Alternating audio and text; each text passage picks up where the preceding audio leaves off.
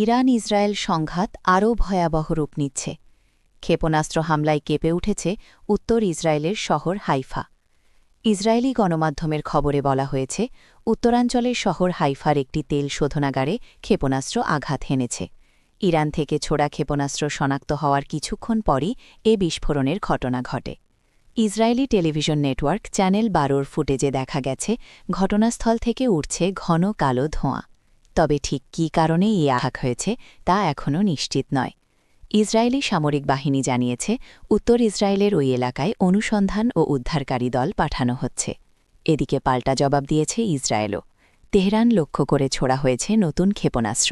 ইসরায়েলের দাবি, তেহরানে কয়েক ডজন অস্ত্র উৎপাদন কেন্দ্রে হামলা চালানো হয়েছে। আন্তর্জাতিক পরমাণু শক্তি সংস্থা জানিয়েছে, ইরানের খন্দাবে অবস্থিত ভারী পানি উৎপাদন প্ল্যান্ট মারাত্মকভাবে ক্ষতিগ্রস্ত হয়েছে। ইসরায়েলি হামলার পর প্ল্যান্টটি এখন অকেজো। এ জয়ের দাবি, এই স্থাপনাটি ছিল পারমাণবিক অস্ত্রের জন্য প্লুটোনিয়াম উৎপাদনের প্রধান কেন্দ্র।